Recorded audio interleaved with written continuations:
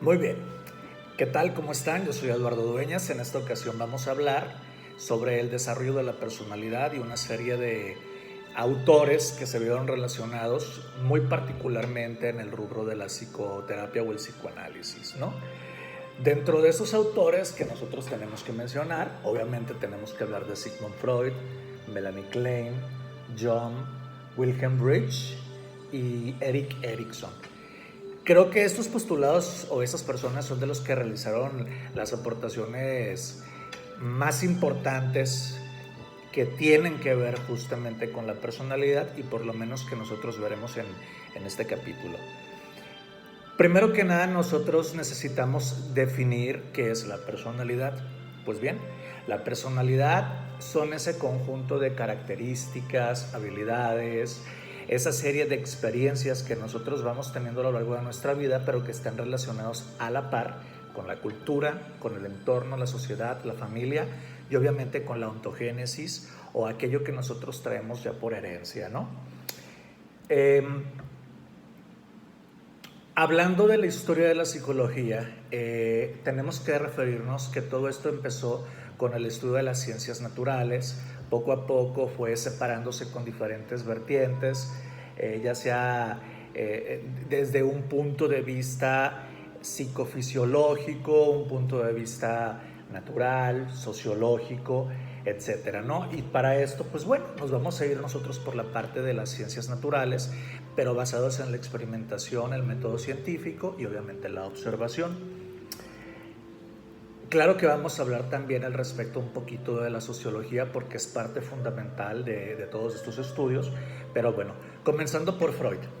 ¿Qué no hemos hablado ya anteriormente de Freud? Freud creo que es considerado como el padre o de los padres del psicoanálisis y justamente él tiene diferentes tipos de aportaciones entre las que van radicando las variables y aquellas aportaciones separando justamente a la mente en tres dimensiones distintas, ¿no? La parte del consciente, del paraconsciente y del inconsciente. La parte consciente viene siendo lo que nosotros hacemos de libre albedrío, lo que nosotros tenemos como que ese razonamiento para nosotros poder llevarlo a cabo y realizarlo. La parte del inconsciente es toda esa información que nosotros tenemos obtenida en la parte más recóndita de nuestra mente que no necesariamente llega a ser visible, que a lo mejor puede manifestarse por parte del paraconsciente, el cual vendría siendo como ese puente o el enlace entre la parte racional y la parte irracional, basado en las pulsiones o en nuestros instintos, junto con las experiencias y la serie de patrones que a nosotros nos van definiendo a lo largo de toda nuestra vida. Sigmund Freud comenzó con sus estudios relacionados por la histeria.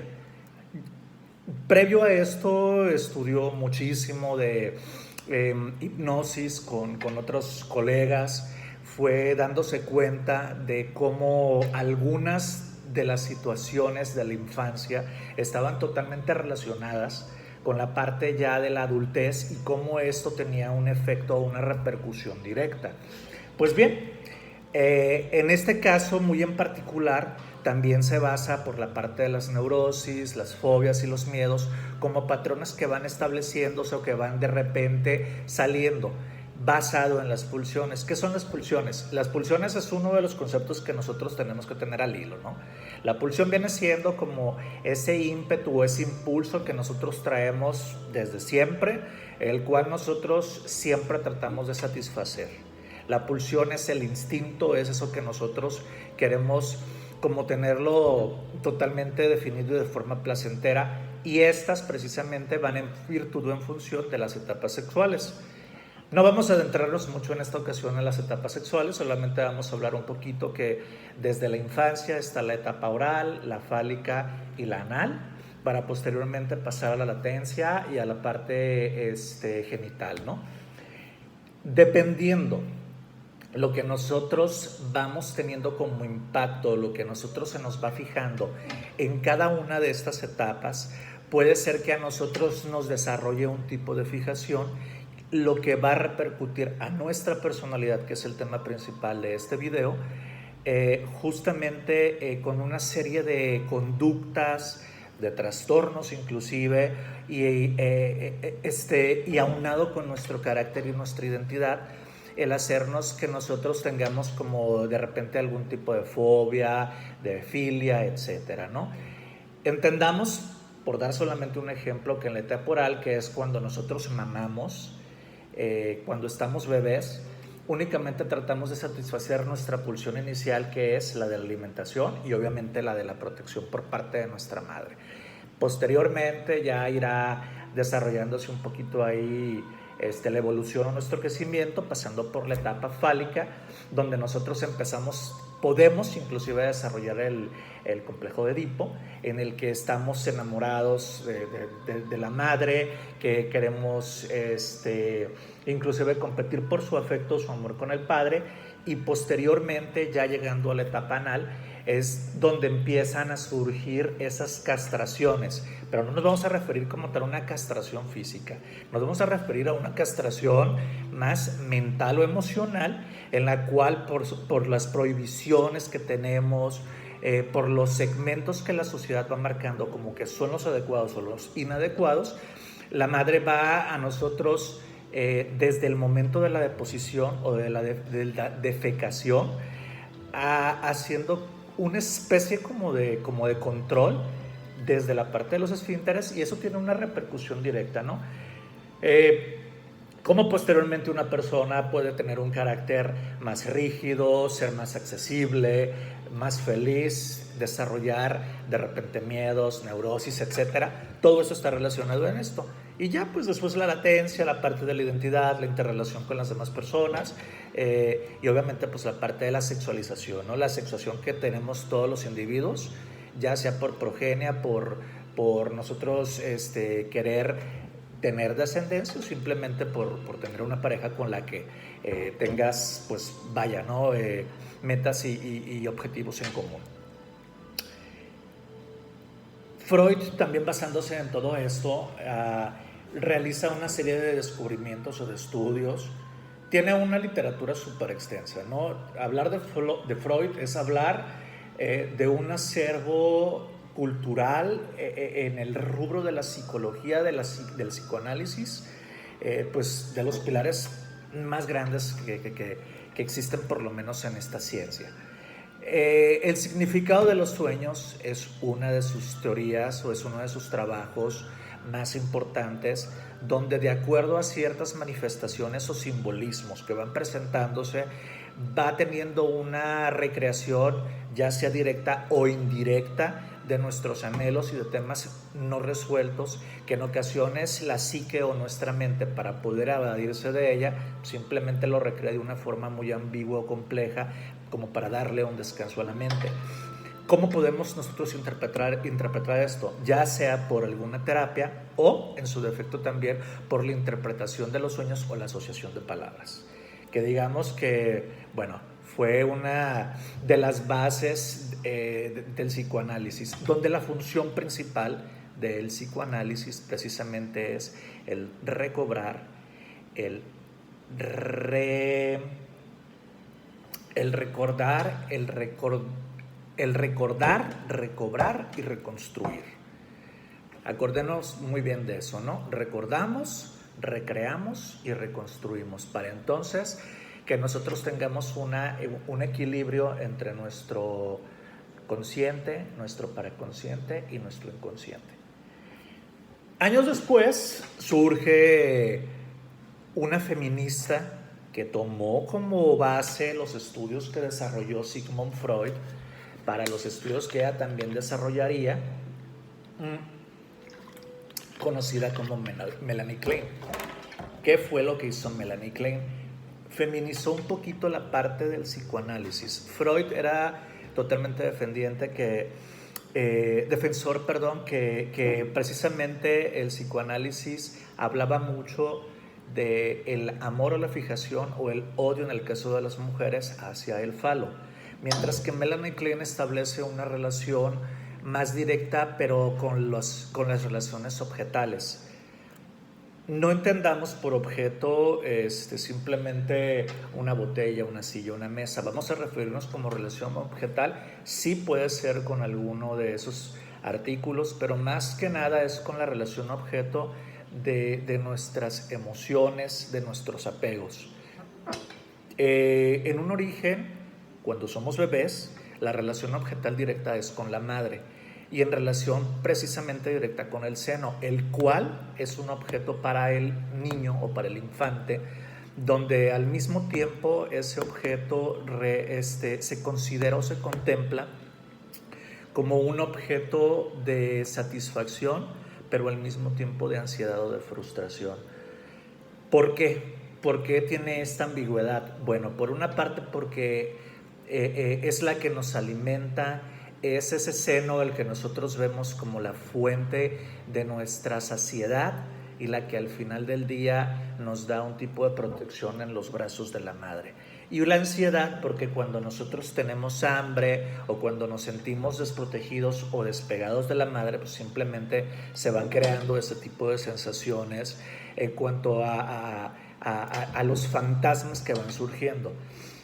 Comprendamos como fantasma a esa relación que existe entre el significado y el objeto, que puede ser de forma consciente o inconsciente.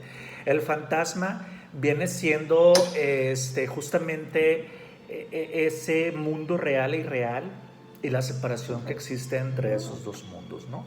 El fantasma al final del día es una figura la cual en la parte inconsciente el niño desarrolla fantasías, mientras que en la parte consciente está teniendo como esa relación con toda la dinámica que va presentándose con los significados de los objetos. Hablemos de la escisión. Bueno, la escisión precisamente es la separación esta entre el mundo real y el irreal.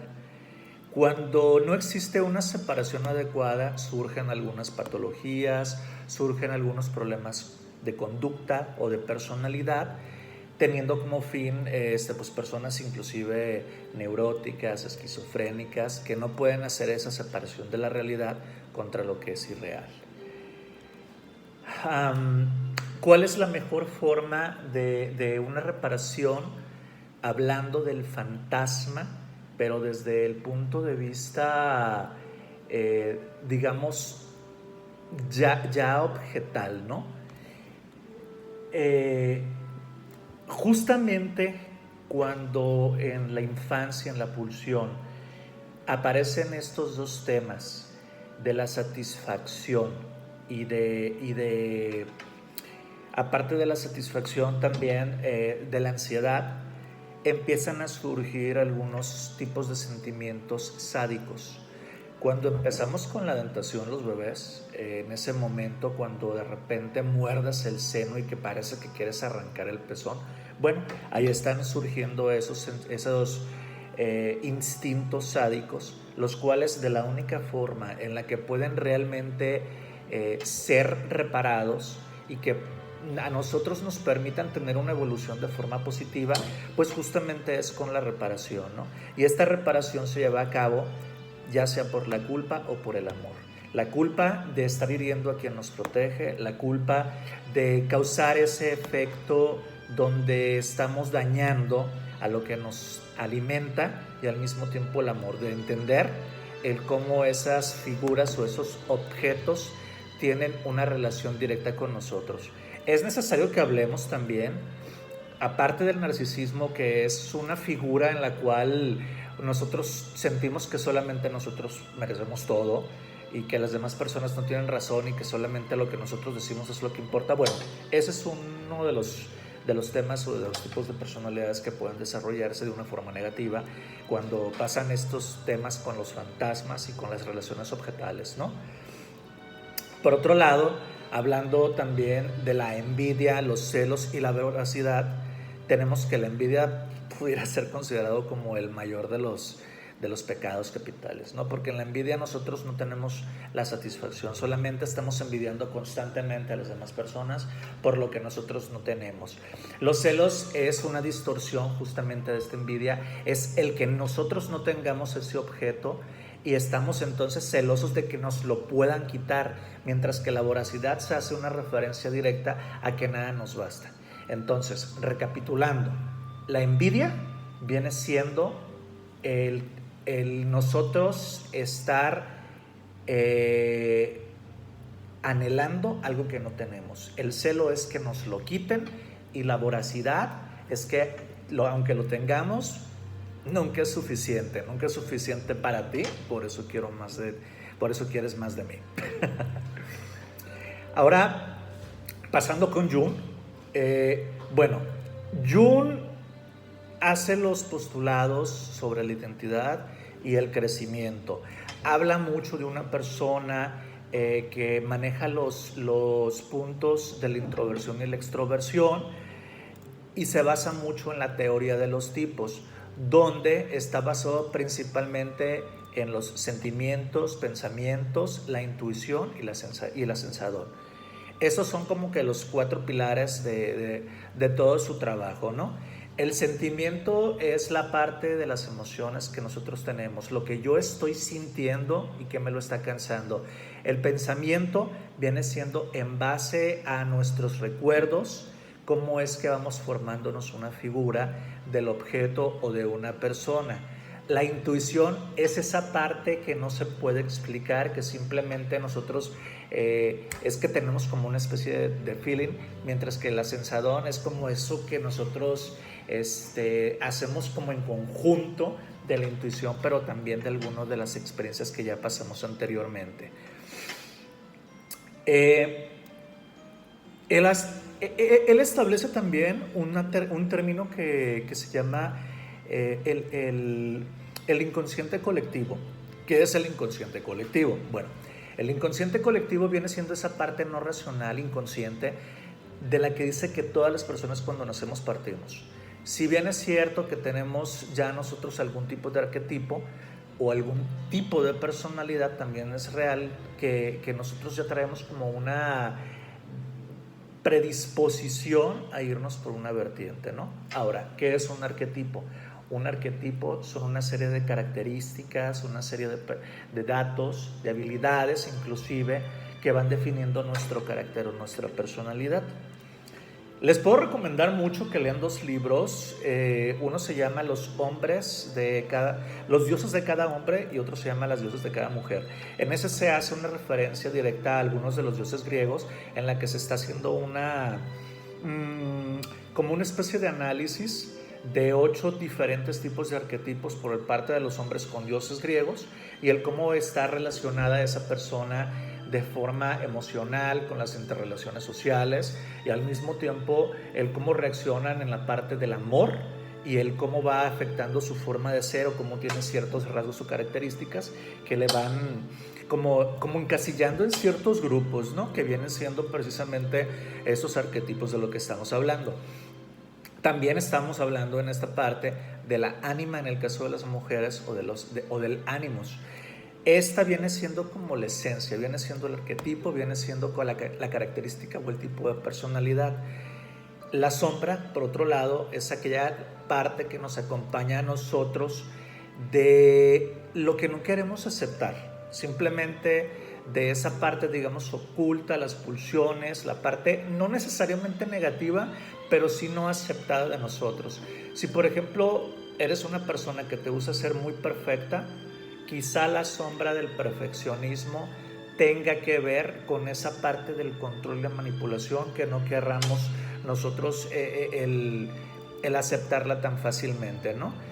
Mientras que el ser viene siendo el equilibrio del todo, la parte de nuestra ánima junto con la sombra, el consciente con el inconsciente, viene siendo toda esa parte que crea una serie de significados y de símbolos.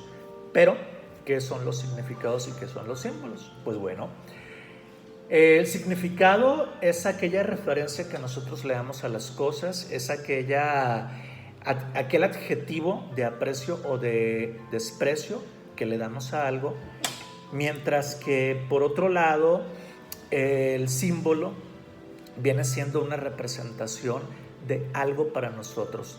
Si nos vamos, por ejemplo, al tarot y vemos el sol, bueno, no tanto el tarot, vámonos con los mayas. El sol, ¿qué representaba para ellos el sol? Representaba la deidad, representaba el poder, representaba la magnificencia. ese es un símbolo que al final del día tiene un tipo de significado. La psicología colectiva creo que es uno de los trabajos más importantes que tiene Jung. Es uno de los términos o de los conceptos más relevantes en los cuales a nosotros nos dice que existe ese tipo de psicología porque la cultura y la individuación de cada una de las personas de forma directa con el consciente y el inconsciente va causando con nosotros una especie de plenitud.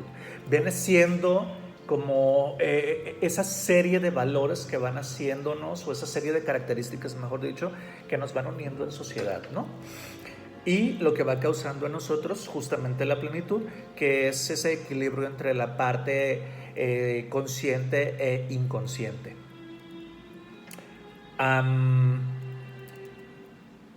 Hablemos ahora de la interrelación social. ¿Qué viene siendo esto? Bueno, viene siendo esa amalgama que existe justamente entre la voluntad y el intelecto.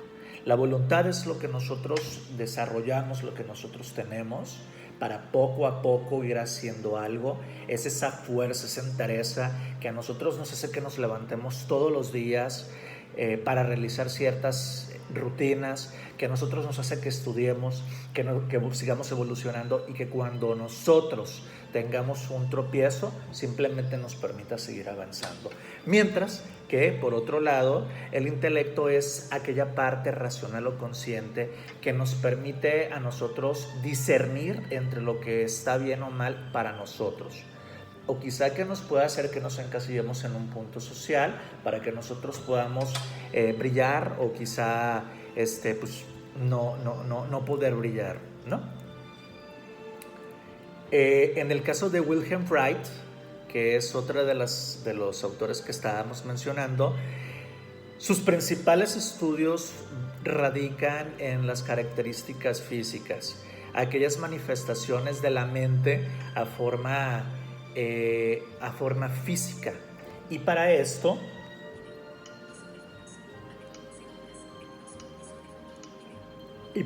tenemos que hablar nosotros justamente de un tema que se llama la psicosomatía. ¿Qué es psicosomático? Es lo que nosotros presentamos de forma física relacionado con la forma mental.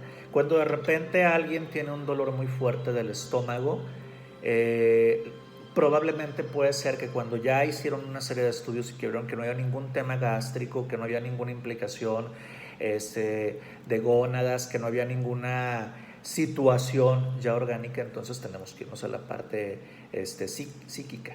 Y es ahí justamente donde estamos hablando de la parte de la manifestación psicosomática. Habla mucho de la neurosis y cómo ésta se va desarrollando en virtud de la insatisfacción sexual, y hace una relación directa con la coraza muscular. ¿Qué es la coraza muscular? Bueno, simplemente es nuestro cuerpo. Es esas zonas, o son esas zonas donde nosotros tenemos tensión, donde nosotros de repente sentimos endurecimiento muscular, dolor, que va con una relación directa, según sus estudios, a algo mental o emocional. Y para esto él se basa justamente que para resolverlo tendríamos que estar hablando en este caso justamente del éxtasis. La neurosis, si está causada por la insatisfacción sexual, nos causa entonces a nosotros tensión. Hace una especie como de traba o como de bloqueo energético, y la forma para que nosotros simplemente nos deshagamos de ese bloqueo pues es justamente con el orgasmo o el éxtasis. Por eso, desde los tiempos de Sigmund Freud también, cuando él atendía a mujeres que tenían tema de histeria, se les recomendaba que se autocomplacieran para que en esa derrama de sensaciones por medio del orgasmo pudieran curar esa histeria o ese tema de energía límbica que estaba detenida, ¿no? La energía límbica y la bioenergía viene siendo justamente lo mismo. La bioenergía viene siendo esa energía que nosotros tenemos y que va derogándose o va moviéndose para que a nosotros nos permita desarrollar de cierta manera diferentes acciones de forma ya sea intelectual o física. Existen 8 etapas de acuerdo a Reich que tienen que ver justamente con esta energía límbica. Esas etapas son la creación, la acumulación, la tensión y estas 3 etapas, ¿saben qué? No es cierto. Hay 3 etapas en esta parte, ¿no? De donde se crea la energía. Si es que me hice bolas con otra cosita. Esas 3 etapas vienen siendo justamente la creación, la acumulación y la tensión. Son las etapas en las que la energía va como que desarrollándose, ¿no? En la parte de la creación, pues nosotros la desarrollamos de cierta forma. La acumulamos y si no la soltamos, entonces nos tensa. ¿Cuál es la última etapa o la cuarta etapa que pudiéramos entonces establecer aquí para eliminar retención? Pues justamente la excitación o el orgasmo en esta parte, ¿no? Ahora, la corteza del carácter.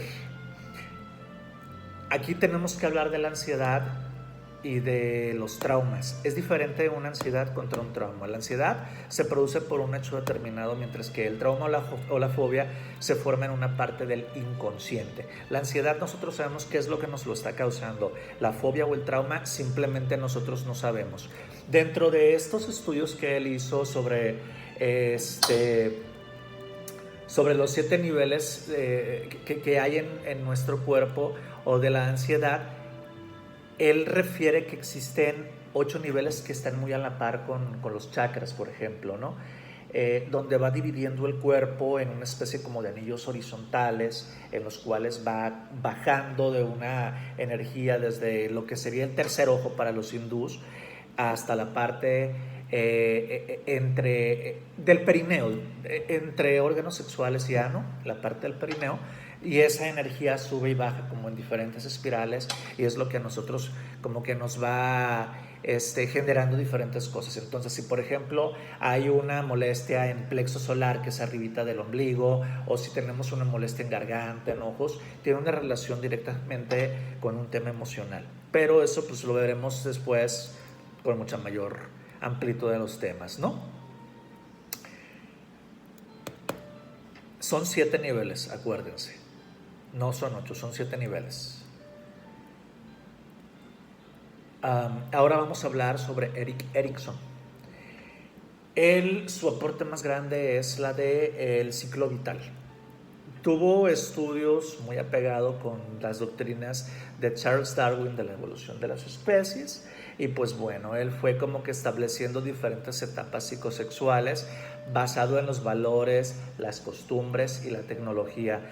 Nos decía que dependía mucho la historia de las experiencias, pero sobre todo los temas sociales y étnicos en los que nosotros vivíamos, bajo qué contexto. No van a ser las mismas necesidades de una persona que vive en una sociedad abierta contra una persona que el contexto es una sociedad, digamos, cerrada,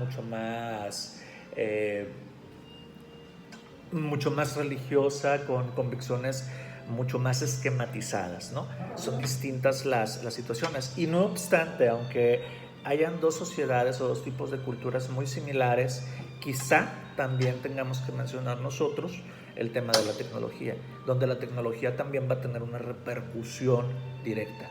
No va a tener las mismas necesidades, va a tener diferentes adecuaciones en base a las necesidades y a la información que él pueda causar o pueda ir adquiriendo. La epigénesis, ¿qué es la epigénesis? Bueno, la epigénesis viene siendo justamente la identidad que nosotros vamos teniendo desde que somos un feto, conforme vamos creciendo y cada una de las etapas o los niveles por los que nosotros vamos pasando. Para esto es necesario que nosotros hablemos de las potencialidades que tenemos de forma individual, pero también de esas potencialidades que hay por parte de la sociedad. Am, existe una forma también en este desarrollo y en ese desarrollo nosotros vamos agarrando diferentes, como diferentes fortalezas. Si hacemos vamos a hacer una referencia aquí. Sigmund Freud ya ven que tenía como principales las tres etapas, ¿no? La de la oral, la fálica y la anal, en la parte de la niñez. Este autor nos está nosotros mencionando que a la par existen otros ocho niveles, pero que están muy relacionados con los de Freud también, donde está la confianza, la autonomía, la iniciativa y la diligencia, para posteriormente pasar a la identidad, a la intimidad, a la productividad y a la integridad. Nos vamos en esa secuencia o en ese orden, ¿no? Vamos como que de bebés a que ya estamos creciendo. La confianza que a nosotros nos están dando, la parte contraria sería pues la desconfianza. La autonomía, cuando nosotros empezamos ya a caminar, a ser un poco más autónomos y que empezamos como a desarrollar otra serie de actitudes. La iniciativa, cuando ya nosotros comenzamos a pensar un poco por nosotros mismos y que empezamos a desarrollar ese tema de identidad. La diligencia, la vamos a ver a la par con la competitividad, basado en nuestras habilidades, cómo nosotros nos vamos relacionando con otras personas, lo que a nosotros nos da un tema de identidad. Y ya posteriormente pasando por esas etapas que si nos damos cuenta, vienen estando como muy relacionadas con la parte, como ya dijimos, oral, anal, fálica. Pasamos ya a lo que sería la latencia y la parte, pues ya de la sexuación, ¿no? Donde tenemos la intimidad, que es cuando nosotros tratamos como de enlazar más nuestras emociones, de unirnos, de procrear. La productividad, cuando nosotros estamos ya bajo lo que tenemos de especialización, como especializándonos más, adentrándonos más, para que a nosotros nos permita eso, tener pues mayor certidumbre, más certeza. Y ya en la parte final, pues tendríamos lo que sería la integridad, que es simplemente el que se nos respete, el que no obstante de la edad, vamos viendo ya, si bien es cierto, nuestras limitantes, aceptándolas, pero trabajando también junto con ella. Esto es parte de la psicohistoria. ¿Qué es la psicohistoria? Bien, la psicohistoria justamente es todos esos antecedentes que nosotros tenemos históricamente, que nosotros van forjándonos en base al intelecto y a las competencias una historia, ¿no? Bueno, en este caso creo que es lo más relevante por lo que nosotros vamos a mencionar hasta este punto. En nuestro siguiente video vamos a estar trabajando también sobre la personalidad, pero lo vamos a ver desde el punto de vista de los conductistas. Empezaremos con Skinner y ya posteriormente iremos hablando de Mitch y de otra serie de psicólogos. Estos fueron los datos más relevantes y pues recordemos simplemente como un breve resumen así súper rápido, ¿no? La personalidad entonces tiene que ver directamente con las experiencias, la sociedad, la cultura, el carácter que nosotros ya traemos ontogénicamente y el desarrollo que nosotros vamos teniendo dependiendo de los valores y esos como diferentes ciclos o nichos en los que nos vamos relacionando poco a poco. Podemos verlo desde el punto del inconsciente, analizando el inconsciente, podemos también hacerlo por la parte de la parte consciente de nuestras habilidades, encasillándonos en arquetipos, como bien lo mencionó Jung, o en su defecto, haciendo un análisis directo con el tema de los satisfactores e insatisfactores sexuales y a la par con la corteza cerebral, con la corteza corporal. Eso vendría siendo la participación en este video. Espero que les haya súper gustado. Si les gustó, dedito arriba, ya saben, píquenle hasta que destrocen el botón de compartir y pues aquí nos vemos para la próxima. Yo, como ya saben, soy Eduardo Dueñas y aquí seguimos. Gracias por seguirnos en este episodio de Espacio de Reflexión y Autoanálisis. Bye bye. Claro que no encuentro el botón de stop, ¿no?